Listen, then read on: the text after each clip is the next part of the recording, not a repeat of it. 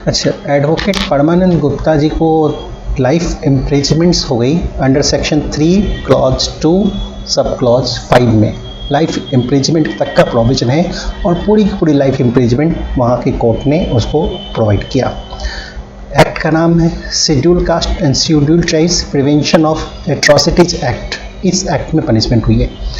उनका कसूर क्या था? बहुत ही सीरियस ऑफेंस था उनका।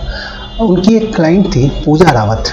तो पूजा रावत ने किसी के ऊपर रेप का एलिगेशन लगाया, रेप का एफआईआर रिकॉर्ड हुआ और करवाने वाले कौन? तो यही वकील साहब एडवोकेट परमानंद गुप्ता की इन्वॉल्वमेंट थी इस रेप केस को पुलिस के सामने लॉन्च कराने में। रेप केस फेक था। दूसरी पार्टी जो थी वो हाई कोर्ट पहुंच गई इसकी क्वेश्चनिंग के लिए। आपको पता है अंडर सेक्शन 482 सीआरपीसी में क्वेश्चनिंग होती है, तो उसकी क्वेश्चनिंग के लिए जो है वो पहुंच गई कि साहब इसको क्वेश्चन कीजिए, ये पूरा का पूरा फेक केसेज है। उनकी अपनी सपोर्टिंग एविडेंस थे, आर्गूमेंट्स थे। कोर्ट कन्विंस हुई और कोर्ट में जो है कुछ ऐसी बातें भी रखी गई, उनके प्रीवियस एंटीसीडेंट्स को रखा गया कि सेम लेडी जो है ऐसे 11 केसेज और कर रखे हैं, ये 12वां केस है। 11 केसेज इस तरह के और कर रखे हैं और केस करने वाले में सब में जो वकील साहब हैं वो परमानंद गुप्ता जी हैं। सब में सेम एडवोकेट है और सेम विक्टिम है। कोर्ट बड़ी चौंक गई, हैरान हो गई और उन्होंने क्या किया, इलाहाबाद हाई कोर्ट ने इसकी सीबीआई इंक्वायरी ऑर्डर कर दिया। आपको पता है 482 में इस कोर्ट के पास कोई भी पावर होता है हाई कोर्ट के पास, तो हाई कोर्ट के पास सीबीआई इंक्वायरी हाई कोर्ट को ने ऑर्डर कर दिया।